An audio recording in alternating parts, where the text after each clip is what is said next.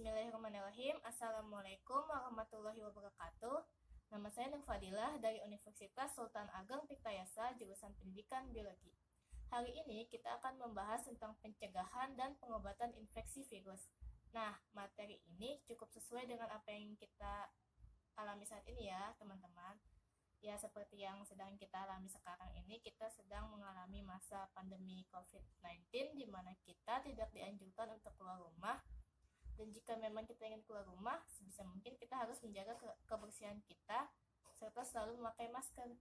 Semoga saja materi hari ini dapat menambah pengetahuan kalian mengenai seputar virus, meski yang akan kita bahas nanti tidak seputar COVID-19. Harap disimak baik-baik ya. Yang pertama ada pencegahan virus. Pencegahan virus dapat dilakukan dengan melakukan vaksinasi virus. Vaksin virus merupakan formula yang terbuat dari bagian tubuh virus mati atau virus hidup yang diinjeksikan ke dalam tubuh manusia guna memperoleh suatu sistem imun atau kekebalan secara alamiah. Nah, contoh dari vaksin virus ini adalah vaksin virus cacar yang ditemukan pada tahun 1789 oleh Edward Jenner. Vaksin cacar ini disuntikan ke jaringan bawah kulit atau subkutan. Sedangkan pada tahun 1952, Jonas Salk menemukan vaksin polio. Nah, vaksin polio ini diberikan melalui mulut atau oral. Vaksin virus sendiri dibedakan menjadi dua macam, yaitu vaksin virus mati dan vaksin virus hidup yang dilemahkan. Yang pertama, ada vaksin virus mati. Vaksin virus mati dibuat dengan cara memurnikan sediaan virus melalui tahap-tahap tertentu dan merusak sedikit protein virus sehingga virus tidak aktif. Biasanya untuk merusak protein virus ini digunakan formalin dengan kadar yang rendah. Nah, vaksin virus mati ini dapat merangsang pembentukan antibodi tubuh terhadap protein selubung virus sehingga meningkatkan daya resistensi tubuh. Namun, vaksin virus mati ini memiliki beberapa kelemahan. Di antaranya adalah diperlukan ketelitian yang tinggi pada saat pembuatan vaksin untuk memastikan bahwa tidak ada virus yang virulen. Virulen sendiri merupakan virus yang dapat merusak jaringan tubuh dan menyebabkan penyakit parah.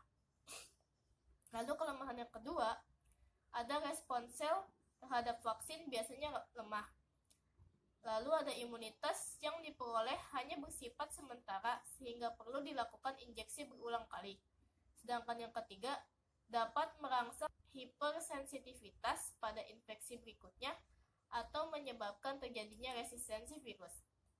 Nah, hal ini disebabkan karena adanya respon imun yang tidak seimbang terhadap antigen permukaan virus yang tidak sesuai dengan infeksi virus secara alamiah.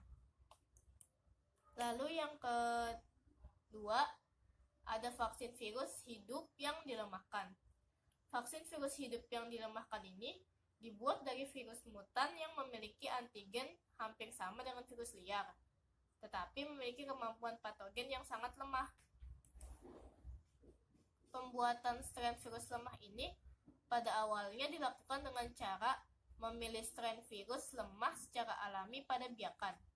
Akan tetapi, pembuatan strain virus yang sekarang ini dilakukan dengan cara manipulasi laboratorium agar terjadi perubahan genetik secara terencana.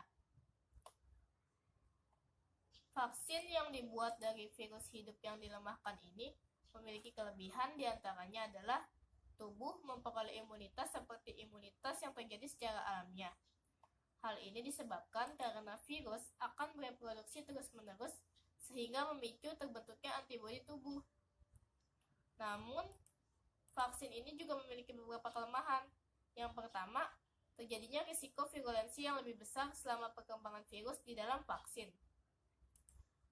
Walaupun hal ini tidak terbukti sebagai masalah, tetapi potensi tersebut tetap ada. Lalu kelemahan yang kedua, penyimpanan dan keterbatasan hidup vaksin sebelum masa kadaluarsa. Namun masalah ini dapat diatasi dengan bantuan stabilisator virus, misalnya penambahan magnesium klorida untuk vaksin polio. Lalu kelemahan yang ketiga, terjadinya pencemaran virus lain di dalam vaksin. Nah, hal ini menyebabkan berkurangnya efektivitas vaksin. Dan yang terakhir, adanya gangguan replikasi virus vaksin yang mengakibatkan adanya infeksi virus luar yang terjadi secara bersamaan. Lalu yang selanjutnya ada interferon. Interferon merupakan protein yang dihasilkan oleh hewan atau sel biakan sebagai respon terhadap infeksi virus atau penginduksi lain dan berfungsi menghambat replikasi virus dalam satu sel.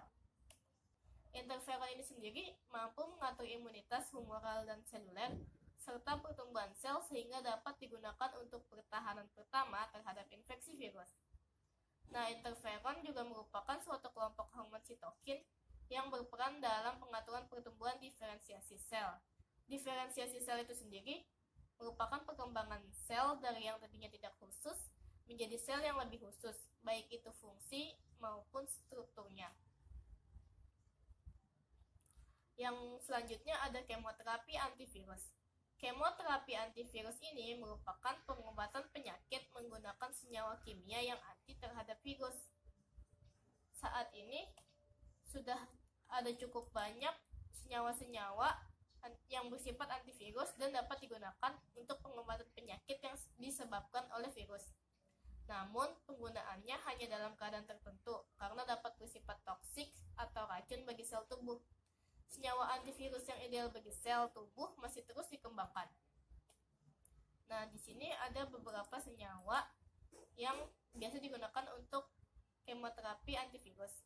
Senyawa-senyawa tersebut biasanya merupakan analog nukleosida, diantaranya adalah zidofudin, zalzibatin, acyclovir, ganciclovir, vidarabin, idoxuridin, trifluridin, bromofinideoxyuridin, sitabarin, dan ribavirin. Sedangkan ada senyawa lain juga yang terbukti mempunyai aktivitas antivirus. Di antaranya ada amatadin, asam fosfonoasetat, enviroxin, etiazon, dan arildon.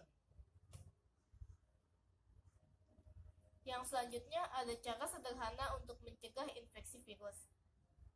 Pasti kalian sudah tahu kan, karena sering lihat juga di televisi iklan-iklan tentang himbauan untuk mencegah infeksi virus.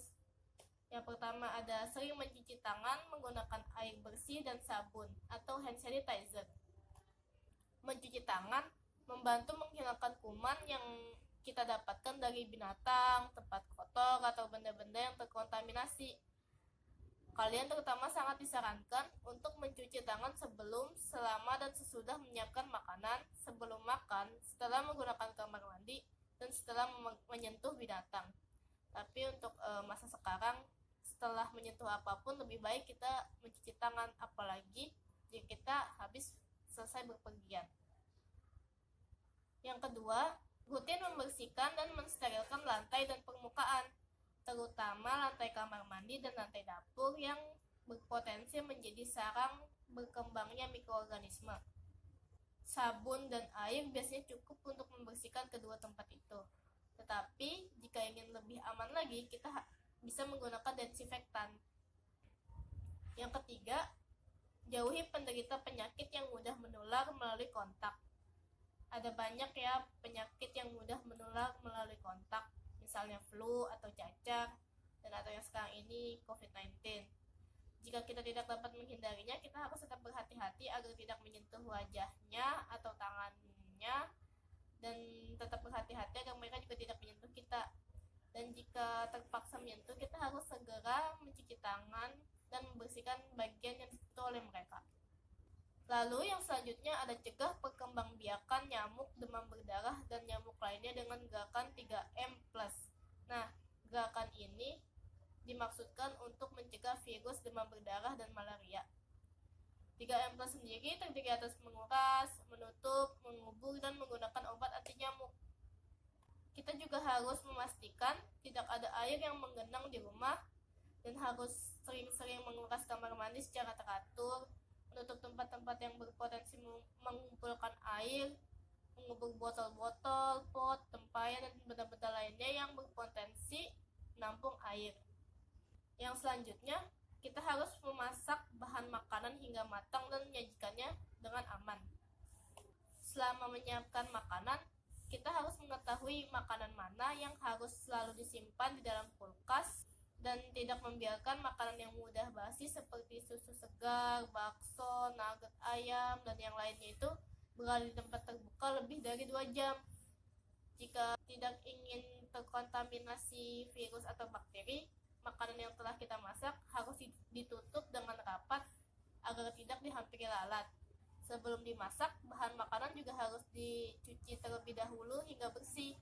Bahan makanan seperti daging, ayam, dan telur harus dimasak sampai betul-betul matang.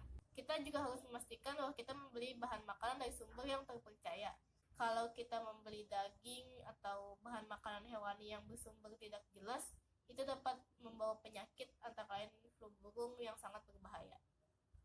Yang selanjutnya, dapatkan imunisasi. Pastikan saat kita masih bayi atau balita, kita mendapatkan imunisasi. Atau mungkin jika kita memiliki keluarga yang masih balita, itu harus mendapatkan imunisasi. Lalu yang selanjutnya, menggunakan antibiotik dengan bijak.